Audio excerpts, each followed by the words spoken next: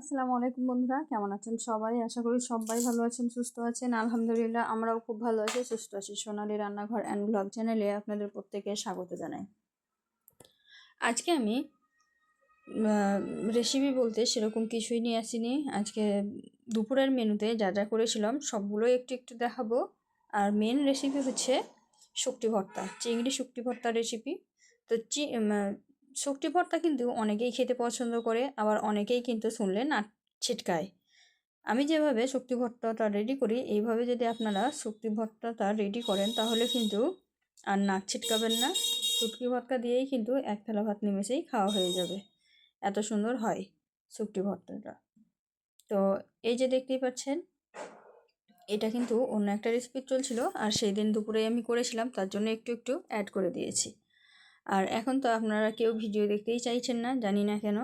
তার জন্য ভিডিও ছাড়তে আর এনার্জিও লাগে না, মন চাই না ভিডিও ছাড়তে, তবুও ছাড়তে হয়, কিছু করার নাই।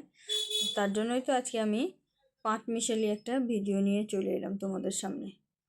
তো এই যে দেখতে পাচ্ছ, এখানে আমি মাগুর মাছ, ফুলকপি আর আলু দিয়ে একটা পাতলা পাতলা নয়, খুব একটা পাতলা করিনি, ঝোল করেছিলাম।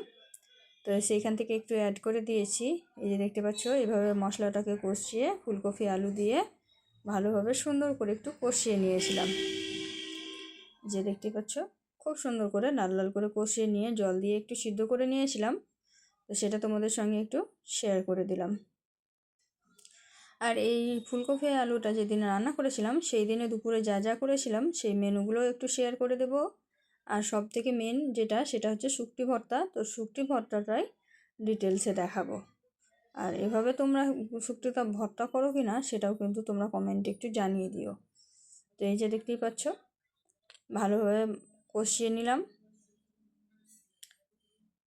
আলুটাকে, ফুলকপিটাকে এইভাবে কষিয়ে নিয়ে এর মধ্যেই কিন্তু মাছটা দিয়েও কষিয়ে নিয়েছিলাম। এইভাবে যদি কষান তাহলে কিন্তু খেতে দুর্দান্ত লাগে। তো এর আগের দিনেই আমি কিন্তু মাগুর মাছের রেসিপিটা শেয়ার করেছি, কিন্তু একদমই ভিউজ আসেনি, জানি না কেন। এত সুন্দর করে রান্না করে পরিপাটি করে গুছিয়ে ছাড়ার পরেও ভিউজ না এলে মনটা অবশ্যই খারাপ হয়। তার জন্য ওইটাই আবার একটু ক্লিপটা এই ভিডিওতে শেয়ার করে দিলাম। তো এই যে দেখতেই পাচ্ছ, মাগুর মাছটা ভেজে তুলে রেখেছিলাম, সেটাও দিয়ে দিলাম, দিয়ে একটু নাড়াচাড়া করে ভালোভাবে কষিয়ে নিচ্ছি। তো একটু লাল লাল করে কষা কষা করবো, যেহেতু এখানে ফুলকপি আলু দুটোই আছে, তাই একটু না কষিয়ে যদি রান্না করেন তাহলে কিন্তু অতটাও ভালো লাগবে না। তো সবজি সবসময় স্বাস্থ্যকরের সাথে সাথে সুস্বাদুও হতে হবে, তা না হলে কিন্তু মুখে ধরবে না। তো এই যে এইভাবেই আমি কষিয়ে নিয়েছিলাম, তারপরে রান্না করেছিলাম। ভিডিওটা কিন্তু আগের দিনে ছেড়েছিলাম, তো ওইখানে গিয়ে দেখতে পারো তোমরা চ্যানেলে পুরো রেসিপিটা, ফুল রেসিপিটা শেয়ার করলাম না। আর সেদিনে পালং শাক রান্না করেছিলাম। এই পালং শাকটা দেখানোর কারণ হচ্ছে, এখানে ধনেপাতা দিয়ে পালং শাক রান্না করা হয়েছে। আর এই যে করলা আলু ভাজা, একদম ঝরঝরা করলা আলু ভাজা, দেখুন এরকম করলা আলু ভাজা কিন্তু গরম ভাতের সঙ্গে দুর্দান্ত লাগে। তো সেই দিনকেই আমি একই সঙ্গে যে যে সবজিগুলো করেছিলাম সেগুলোই তোমাদের সঙ্গে একটু শেয়ার করলাম। আর এই যে দেখতেই পাচ্ছ, ফুলকপি আলুর এখানে একটা ঝোল আছে পাতলা। এই যে একটু কাছ থেকে দেখিয়ে দিলাম। আর এখানে যেহেতু আমার হাজব্যান্ড মাগুরের মাছ খায় না, তার জন্য এখানে একটা দেশি মাছ ছিল, দেশি মাছটাও রান্না করেছিলাম একটু লাল লাল করে পেঁয়াজ কাটা। এই যে দেখতেই পাচ্ছ কত সুন্দর লাগছে দেখতে, ধনেপাতা দেওয়া ছিল। আর মেন যেটা হচ্ছে সেটা হচ্ছে শুকটি সানা, শুকটি সানা বা শুকটি ভর্তা যেটাই বলেন। তো শুকটি ভর্তার জন্য শুকটিটাকে কিন্তু আমি ভালোভাবে ভেজে নিয়েছি। শুকটিটাকে প্রথমে জল দিয়ে ভালোভাবে ধুয়ে পরিষ্কার করে নিয়েছি, তারপর ভেজে নিয়েছি, ভেজে তুলে নিয়েছি। আর এই যে দেখতেই পাচ্ছ, একদম মচমচে হয়েছে শুকটিটা। তো এখন আমি এটাকে ভর্তা করব, তার জন্য এখানে শুকটি নিয়েছি ধনেপাতা কুচি, নিয়েছি পেঁয়াজ কুচি, নিয়েছি লঙ্কা কুচি। তো শুকটি ভর্তাতে কিন্তু এই সব জিনিসগুলো দিতেই হবে, তবেই কিন্তু শুকটি ভর্তাটা খেতে বেশি সুস্বাদু হবে।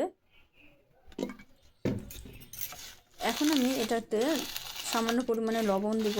তো স্বাদ মতো লবণটা অবশ্যই দিয়ে নিয়ে দেবেন। আর দিয়ে দেবো কাঁচা সরষের তেল, যেহেতু তেলে ভেজেছি তারপরেও কিন্তু এখানে কাঁচা সরষের তেল অ্যাড করতে হবে, নাহলে কিন্তু ভর্তা খেতে ভালো লাগবে না।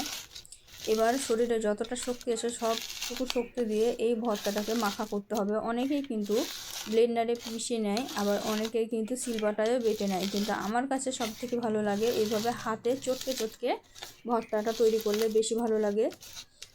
খেতেও যেমন দুর্দান্ত হয়, দেখতেও খুব ভালো লাগে। আর এই ভর্তা দিয়েই কিন্তু ভাতটা, শুধু এই ভর্তা দিয়েই খেতে মানে ভালো লাগে।